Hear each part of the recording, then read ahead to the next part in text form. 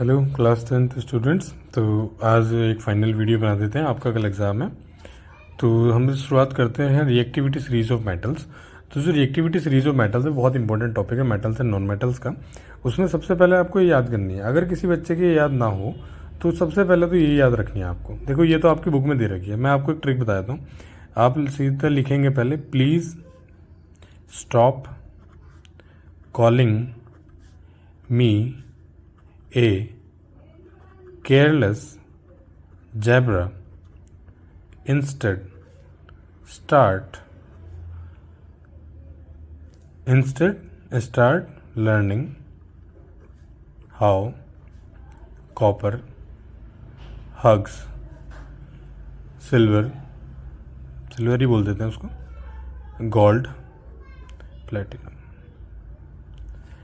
तो ये आपको याद रखना है सबसे पहले। Please stop calling me careless zebra, instead start learning how copper hugs silver gold platinum.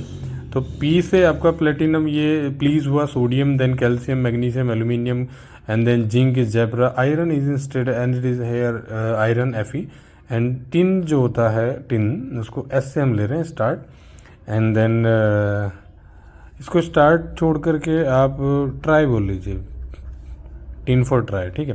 Try learning how copper hugs mercury is from Hg, silver gold and platinum. तो इसको याद रख सकते हैं आप ऐसे। अब मुझे आप बताओ, जिनमें आपको पता ही हो रहा है कि जो स्टार्टिंग के आपके जो मेटल्स हैं they are very reactive, then moderate and then very less reactive. तो एक बार ये याद हो जाएगी, बहुत सारे क्वेश्चन सोल्व हो जाएंगे। जैसे अगर आपको ये रिएक्शन दे दी यहाँ पे Fe plus this, so Fe is able to displace copper from here और not, can be understood on the basis of the reactivity series. If Fe जो है अगर कॉपर से ऊपर आ रहा है रिएक्टिविटी सीरीज में, then it can easily replace copper. But if अगर यहाँ CuSO4 plus Cu plus FeSO4 होता तो वो रिएक्शन नहीं हो पाती, यू नो वेरी वेल। तो रिएक्टिविटी सीरीज आपको बहुत अच्छे से करके जानी है। इनके कलर्स वगैरह भी देख के जाना। FeSO4 किस कलर का होता है, CuSO4 किस कलर का होता है। तो CuSO4 जैसे आपको पता ही कैसा होता है, ब्लू होता है। तो ये कलर भी थोड़े काम आ जाते हैं। चलिए नेक्स्ट इज मेटल्स। तो मेटल्स की हम एक ही बात में बात कर लेते हैं। देखो मेटल्स की क्या होते हैं फिजिकल प्रॉपर्टीज तो आप थ्योरी से पढ़ लेंगे, यहाँ हम बात करते हैं उसकी केमिकल प्रॉपर्टीज। तो मेटल जब ऑक्सीजन के साथ रिएक्ट करेंगे तो मेटल्स ऑक्सीजन के साथ रिएक्ट करके मेटल ऑक्साइड बनाएंगे, जैसे मैंने एग्जांपल दिया एक रिएक्शन में। और जो ऑक्साइड होगी वो कैसी होगी, बेसिक। कैसी होगी, बेसिक। समझ में आ रही चीज़ें। मेटल्स जब वाटर के साथ रिएक्ट करेंगे तो metal react with water and they will form metal hydroxide. क्या बोलते हैं इसको, मेटल हाइड्रोक्साइड। तो मेटल हाइड्रोक्साइड यहाँ आपका क्या है बनेगा, और हाइड्रोजन गैस वहाँ से रिलीज होगी। तो ये आपको ऐसे याद रखना है। Metals when react with acid, तो acids react with metal, then there will formation of this, इसको क्या बोलेंगे आप, मेटल क्लोराइड, और you can see just like salt. So ये सॉल्ट है हमारा, और यहाँ से हाइड्रोजन गैस यहाँ से भी रिलीज होगी। Whenever metal react with base, there always be the formation of evolution of hydrogen gas and salt यहाँ भी बनेगा। तो मेटल की ये चार प्रॉपर्टीज आपको बहुत अच्छे से याद करके जानी है। नेक्स्ट अगर हम बात करें नॉन मेटल्स की, तो नॉन मेटल्स जब ऑटो के साथ रिएक्ट कराते हैं हम, तो नॉन मेटल्स ऑटो के साथ रिएक्ट करके जो ऑक्साइड बनाएंगे वो कैसी होंगी, एसिडिक होगी नेचर में। कैसी होगी, एसिडिक। नॉन मेटल्स जब वाटर के साथ रिएक्ट करेंगे तो कोई रिएक्शन नहीं होती है, बिकॉज जो नॉन मेटल्स होते हैं वो बहुत लेस रिएक्टिव हैं हाइड्रोजन से। इन हाइड्रोजन रिएक्टिविटी सीरीज तो हाइड्रोजन डिस्प्लेस नहीं कर पाते हैं, इसलिए कोई रिएक्शन वाटर के साथ नहीं होगी। एसिड के साथ भी कोई रिएक्शन नहीं होगी, बिकॉज नॉन मेटल्स जो हैं वो इलेक्ट्रॉन एक्सेप्टर्स होते हैं और वो हाइड्रोजन को इलेक्ट्रॉन्स नहीं दे पाते हैं जो हाइड्रोजन एसिड से डिस्प्लेस हुए हैं, ठीक है। और सेम इसी तरह अगर हम नॉन मेटल्स की बेस के साथ रिएक्शन कराएं तो नॉन मेटल्स बेस के साथ रिएक्शन करके क्या देते हैं आपको, H2। तो ये बिल्कुल इन शॉर्ट में मैंने प्रॉपर्टीज़ बना दी आपकी chemical properties of metals and non metals. इसको आप पढ़ के जाएंगे, बहुत अच्छा आपका कुछ रिजल्ट इसमें मिलेगा आपको। फिर आती है एम्फोटेरिक ऑक्साइड्स। तो एम्फोटेरिक ऑक्साइड्स वो होती हैं जो एसिडिक और बेसिक दोनों तरह का नेचर रखती हैं।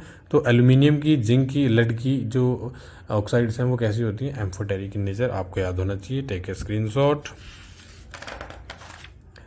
फिर हम बात करते हैं बच्चों एसिड बेस एंड सॉल्ट वाले चैप्टर में। तो इंडिकेटर जो है वो 100% आने वाला है। तो इंडिकेटर क्या होते हैं आपको पता होना चाहिए, जो एसिड और बेस को डिफ्रेंशिएट करते हैं। तो इंडिकेटर्स तीन तरह के होते हैं। एक तो वो जो आपको स्मेल के थ्रू बताते हैं, तो ऑल फैक्टर इंडिकेटर्स ये दो होते हैं। इनमें अगर हम बात करें एसिड में कोई चेंज नहीं होता है और इनकी बेस में स्मेल दोनों की चली जाती है, तो ईजी है याद रखना। फिर आते हैं आपके जो नेचुरल इंडिकेटर होते हैं, टर्मरिक, रेड कैबेज। ये जो नेचुरल हैं, टर्मरिक आपको पता है येलो कलर का होता है, एसिड में कोई चेंज नहीं होता है और इसमें रेडिश ब्राउन। तो रेड कैबेज पर्पल कलर का होता है और रेडिश इसका जो है एसिड में आता है और ग्रीनिश येलो बेस में आता है।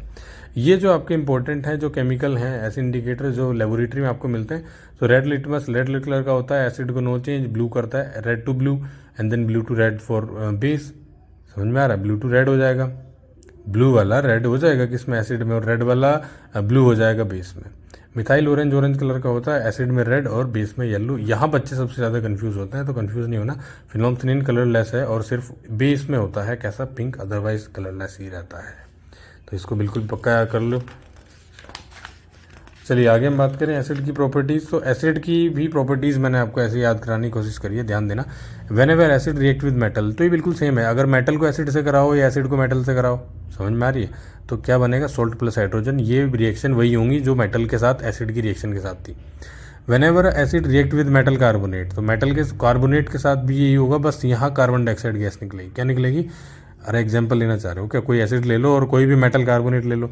एसिड हमने ले लिया HCl और मेटल कार्बोनेट आप ले लो जो है Na2CO3। तो Na2CO3 मेटल कार्बोनेट एक एसिड हो गया। तो यहाँ से आपने क्या करना है, सबसे पहले सोल्ट बनाना है। तो सोल्ट में ये क्लोरीन आएगा, ये Na आएगा, तो NaCl, और बाहर क्या निकलेगा, वाटर, और क्या निकलेगा, CO2। ऐसे when ever acid react with non metal oxide, तो नॉन मेटल ऑक्साइड भी कैसी होती हैं, देखो नॉन मेटल की जो ऑक्साइड होती हैं वो कैसी होती हैं, एसिडिक। तो नॉन मेटल ऑक्साइड कैसी होती है, एसिडिक। यहाँ नॉन मेटल नहीं, यहाँ आपका मेटल ऑक्साइड लेना था। तो मेटल ऑक्साइड जो होती हैं आपकी वो भी क्या होती हैं, बेसिक। तो किसी भी मेटल ऑक्साइड के साथ भी आप रिएक्ट करा के सेम यही रिएक्शन कर सकते हैं जो बेस के साथ होगी, क्योंकि मेटल ऑक्साइड भी तो बेसिक होती है। ये आपने भी तो पढ़ा, पीछे पढ़ा है मैंने। तो 4 तरह की रिएक्शन एसिड की आप ये पढ़ के जाएंगे। तो एसिड किसी भी मेटल के साथ रिएक्ट करेगा, आप कुछ भी ले लो यार। आपने लिए H2SO4 और उसकी रिएक्शन करा दो Na इज द मेटल, तो यहाँ से क्या मिला, Na2SO4। समझ में आ रहा है? और बाहर क्या निकला, हाइड्रोजन गैस। हाइड्रोजन गैस कैसे आप आइडेंटिफाई करेंगे, पॉप साउंड से। बेस के साथ रिएक्शन करा दो किसी एसिड की, तो क्या बनेगा, सोल्ट प्लस वाटर। तो आप इसमें कुछ भी ले लो बच्चों। NaOH का बेस हो गया आपका, HCl आपका एसिड हो गया, और बाहर क्या निकला, NaCl और बाहर H2। तो ये थोड़ा सा पढ़ के जाओ अच्छे से। अच्छा, जितनी भी रिएक्शंस है ना, ये जितनी भी रिएक्शंस हैं ये आप एक बेसिस पे कर सकते हैं, अगर आपको वो पता है। देखो जरा मैं बताता हूँ आपको, कोशिश करता हूँ बताने की आपको मैं। जो आपके पास सोडियम है, मैग्नीशियम है, एल्यूमिनियम है। सोडियम हमेशा +1 ऑक्सीडेशन स्टेट का होता है, मैग्नीशियम +2, एल्यूमिनियम +3। तो देखो अगर हमने जैसे H2SO4 है, H2SO4 की रिएक्शन एल्यूमिनियम से कराई, तो हमें बच्चों को रटना नहीं है भाई। तुम 10th में आगे वो रटोगे क्या? तो एल्यूमिनियम किस में है, 3 में। एल्यूमिनियम किस में है, 3 में। और SO4 क्या होता है, सल्फेट। सल्फेट होता है आपका -2, ये होता है +3। क्रॉस मल्टीप्लाई करी तो यहाँ आपका क्या बनेगा, Al2SO4 होल थ्राइस, बाहर आप निकाल दो H2। तो एल्यूमिनियम यहाँ हाइड्रोजन को हटा देता है अपने यहाँ से और ये बना लेता है, ठीक है ना। तो कौन से मेटल एसिड के साथ रिएक्ट नहीं करेंगे, कौन से जो मेटल हैं वो एसिड के साथ रिएक्ट नहीं करेंगे? तो जितने भी रिएक्टिविटी सीरीज में हाइड्रोजन से नीचे आते हैं, स्पेशली आपका जो कॉपर है, आपका जो आपका कौन सा है, ये सिल्वर है, गोल्ड है, प्लेटिनम है, ये सब एसिड के साथ रिएक्ट नहीं करेंगे। इसी वजह से जितनी भी आपकी ज्वेलरी है उनको किस में साफ करा जाता है, एसिड में। अरे देख लो ना, आपके पास ये बनाई थी हमने। तो इसमें जो है जितने भी आपके हाइड्रोजन से नीचे हैं, copper, mercury, silver, gold, platinum, ये आपके एसिड के साथ रिएक्ट नहीं करेंगे। समझ में आ रही चीज़ें? कंफ्यूज नहीं होना, ये सब एसिड की केमिकल प्रॉपर्टीज आ गई। रिएक्टिविटी सीरीज से बहुत फायदा होगा आपको। फिर उसमें पीएच स्केल आता है, तो पीएच स्केल आपको याद रखना है, एसिड की 1 से लेकर 6 तक, 7 न्यूट्रल एंड देन 14 बेस। और जिधर इतना जाएंगे 1, 2, 3 ये बहुत ज़्यादा एसिडिक, 13, 14, 12 ये आपका बहुत ज़्यादा बेसिक, ये वीकली बेसिक, यहाँ वीकली एसिडिक। तो आपको पता है। और इम्पोर्टेंस ऑफ पीएच की है हमारी डेली लाइफ में, वो बिल्कुल आपको पता होना चाहिए। ब्लड में आपके टीथ जो टूथ डिके हैं, आपकी सॉइल है, वो सब पढ़ के जाना, थियोरेटिकल है, उसको नहीं पढ़ाऊंगा यहाँ। तो आगे बात करते हैं सॉल्ट की। तो जब हम सॉल्ट की प्रॉपर्टीज़ यहाँ पढ़ेंगे, तो सॉल्ट की जो प्रॉपर्टीज़ हैं मेरे बच्चों, तो आपके पास आपको याद रखना है सॉल्ट NaCl। तो NaCl जैसे ही याद रखा, NaCl को बोलते हैं सोडियम क्लोराइड।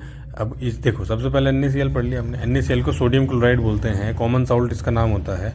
अब NaCl से आप NaOH बना सकते हैं, NaOH से Na2CO3 बना सकते हैं, इससे ही बना सकते हैं। तो क्या क्या प्रोसेस हैं आपके, तो सबसे पहले अगर मैं बात करूं NaCl से आपका बनाना है बेकिंग सोडा NaHCO3, NaHCO3। तो NaOH बना लो पहले, NaCl से NaOH। तो सोडियम हाइड्रोक्साइड कैसे बनेगा, NaCl का इलेक्ट्रोलाइसिस करना है, और इस इलेक्ट्रोलाइसिस प्रोसेस में आपको याद रखना है कि क्लोरीन और हाइड्रोजन दो गैस निकलती हैं। क्लोरीन निकलेगी आपकी एनोड पे और H2 निकलेगी कैथोड पे। एनोड पे कौन होगी, क्लोरीन, और H2 किस पे होगी, कैथोड पे। ध्यान से रखना ये चीज़ें याद। उसके बाद आपने यहाँ बात करनी है, बेकिंग सोडा हो गया, देन कॉस्टिक सोडा। तो कॉस्टिक सोडा ही बोलते हैं किसको, NaOH को। बेकिंग सोडा हुआ NaHCO3। तो NaCl का अगर हम NH3 अमोनिया के साथ CO2 H2 के साथ रिएक्शन कराएं तो यहाँ क्या बनेगा, NaHCO3 और NH4Cl। तो एक रिएक्शन ही याद करनी पड़ी बेकिंग सोडा बनाने की। फिर वॉशिंग सोडा जो होता है वो होता है Na2CO3। तो NaOH जो यहाँ हमने बनाया है कास्टिक सोडा, उसको CO2 के साथ रिएक्ट कराएंगे तो ये बन जाएगा। बात समझ में आ रही है। तो भाई जब तक नहीं याद रखोगे ना, ये चीज़ें नहीं याद होंगी आपकी। आप ये भी नहीं याद रख पाओगे वॉशिंग सोडा क्या होता है। अगर कंफ्यूज हो गए तो कंफ्यूज नहीं होना। ब्लीचिंग पाउडर थोड़ा अलग है। ब्लीचिंग पाउडर में क्या है, कैल्शियम हाइड्रोक्साइड की रिएक्शन किससे, क्लोरीन से, और यहाँ क्या बनेगा आपका CaOCl2, कैल्शियम ऑक्सीक्लोराइड इसको बोलते हैं, CaOCl2। इन सब के यूज़ आप बिल्कुल पढ़ के जाएंगे अपनी बुक में, 3 से 4 यूज़ सभी के याद रख के जाने हैं। तो देखो NaCl कॉमन सॉल्ट होता है, इसका इलेक्ट्रोलाइसिस किया, क्या बना, NaOH। NaOH की रिएक्शन देखो किससे कराई हमने, CO2 से, क्या बना, Na2CO3। Na2CO3 की जो Na2CO3 है उसमें CO2H2, ये एक अलग मेथड है, लेकिन यहाँ जो याद रखना है आपको NaCl NH3 + CO2+, ये बहुत इंपॉर्टेंट है बेकिंग सोडा की रिएक्शन। बेकिंग सोडा के यूज़ बहुत इंपॉर्टेंट है। चलिए लास्ट आ जाते हैं पीओपी। प्लास्टर ऑफ पेरिस सबको पता है, सबके घर में हो रखी है, आजकल ट्रेंड चल रहा है। पीओपी का फॉर्मूला याद रखो, CaSO4.2H2O, और ये किससे बनता है, जिप्सम से। कितने डिग्री सेल्सियस पे, 100 डिग्री सेल्सियस। और केल्विन में अगर हम बात करें तो 373 केल्विन, क्योंकि 273 इसमें ऐड कर देंगे। फिर आता है chemical reaction and chemical equation. याद रखेंगे इक्वेशन यहाँ कैसे बनी। तो इसमें सबसे पहले बैलेंसिंग का 100% क्वेश्चन आएगा। बैलेंसिंग आपने जैसे भी सीखी है, बैलेंस करने का कोई ट्रिक नहीं है, बैलेंस तुक्के से ही बैलेंस होती है। टाइप्स ऑफ रिएक्शन बात करें, combination, decomposition, displacement, double displacement, redox reaction. तो कॉम्बिनेशन याद रखें A+B, अगर दो चीज़ें मिलकर एक बन रहा है तो कॉम्बिनेशन आप ले लो, C+O2 gives you CO2। Decomposition, जब एक चीज़ टूट रही है, एक चीज़ जब टूटेगी, जैसे एग्जांपल ले लो आप CaCO3, इसको मैं तोड़ दूँ किसमें, CaO + CO2, तो एक चीज़ टूट के दो में बन गई। डिस्प्लेसमेंट में क्या होगा, एक आपका दूसरी चीज़ को क्या करेगा, डिस्प्लेस करेगा वहाँ से। अगर मैं करूँ Fe + CuSO4 gives you FeSO4 + Cu, तो Fe ने Cu को क्या करा, डिस्प्लेस। और दोनों अगर आपस में एक दूसरे को डिस्प्लेस कर दें, ऐसी रिएक्शन अगर आप कभी देख रहे हैं तो आप इसमें क्या ले सकते हैं, आप इसमें ले लो कोई एक रिएक्शन ले लो जिसमें एक दूसरे की दोनों आपस में क्या कर रहे हैं, एक दूसरे को डिस्प्लेस कर रहे हैं। तो यहाँ स्पेस कम है तो आप इसमें देख लेना, दोनों आपकी क्या होनी चाहिए, अब डिस्प्लेस एक दूसरे को करना चाहिए। रिडॉक्स रिएक्शन की अगर हम बात करें तो रिडॉक्स रिएक्शन ऐसी रिएक्शन जिसमें रिडक्शन ऑक्सीडेशन होता हो, दोनों एक साथ। रिडक्शन होता है एडिशन ऑफ हाइड्रोजन और ये होता है removal of hydrogen. In terms of oxygen उल्टा कर दीजिए, ऑक्सीडेशन एडिशन ऑफ ऑक्सीजन और रिडक्शन रिमूवल ऑफ ऑक्सीजन। तो याद रखोगे जब ही तो होगा, ऐसे थोड़ी होगा। कोई भी रिएक्शन रिडॉक्स रिएक्शन है या नहीं है, आपको कैसे पता करेंगे, तो वो चीज़ें बहुत इंपॉर्टेंट है। तो रिएक्शन में आप देख लेना जिसमें आपका ऑक्सीजन ऐड हुआ हो वो उसका हुआ है ऑक्सीडेशन, और जिसमें से रिलीज हुआ हो उसका क्या हुआ है, रिडक्शन। समझ में आ रहा है। सेम इसी तरह से अगर हम बात करें हाइड्रोजन वाले केस में, तो हाइड्रोजन वाले केस में भी रेंसिडिटी का थ्योरी और कोरोजन का थ्योरी बिल्कुल याद करके जाना। रेंसिडिटी क्या होता है थ्योरेटिकली, कोरोजन क्या होता है थ्योरेटिकली। रेंसिडिटी को कैसे प्रिवेंट कर सकते हैं, कोरोजन को एंटीऑक्सीडेंट याद रखना। इसमें एंटीऑक्सीडेंट जो उनसे भी आपके बुक में दे रखे हैं वो दोनों याद रखना। कोरोजन की अगर हम बात करें तो कोरोजन आपका याद रखना है आपको। तो कोरोजन में क्या करना है, कोरोजन क्या होता है, कैसे प्रिवेंट करते हैं, क्या क्या मेथड है, रस्ट का फॉर्मूला तो बिल्कुल नहीं छोड़ सकते। कार्बोनेट्स कंपाउंड्स में एक बार और देख लूँ, मैं आपको बता दूँ नोमेनक्लेचर 100% आएगा। तो नोमेनक्लेचर पे बहुत लंबी वीडियो बन जाएगी अगर मैं यहाँ सिखाने बैठ गया आपको। अगर आपको किसी को नहीं आता है तो एक शॉर्ट में बना दूंगा, आप मुझे कमेंट कर देना। आइसोमेरिज्म 100% क्वेश्चन आएगा, करके जाना। सॉफ्ट डिटर्जेंट पूरा थियोरेटिकल है, बहुत अच्छे से। अगर नहीं आता है कोई भी एक यूट्यूब वीडियो देख के बस देख के जरूर जाना। केमिकल रिएक्शन पे हमने कल वीडियो बनाई थी बहुत लंबी। लुईस स्ट्रक्चर आपके ऐसे बनता है। लुईस स्ट्रक्चर बनाने के लिए ये याद रखना, हाइड्रोजन हमेशा एक लुईस स्ट्रक्चर, मतलब एक डॉट, इलेक्ट्रॉन डॉट स्ट्रक्चर भी नहीं कहते हैं, कार्बन के होते हैं 4। और इस तरह से आपको याद रखना है कि बेरिलियम कैसे बनेगा। तो अगर किसी का भी आपसे लुईस स्ट्रक्चर बनवाएंगे तो आप इजीली बना देंगे। समझ में आ रही है? तो all the best for everyone. और इसमें से कुछ भी आप जो है छोड़ के नहीं जाएंगे, जितना मैं बता रहा हूँ आपको यहाँ। ऐसे तो बहुत ही चीज़ें बचती हैं, लेकिन ये एक तो लास्ट टाइम की वीडियो है। तो एसिड की रिएक्शंस, बेसिस की रिएक्शन, ये सब आपने बहुत अच्छे से कर लिया। ठीक है ना? बहुत अच्छे से करना है। ठीक है, चलिए, थैंक यू।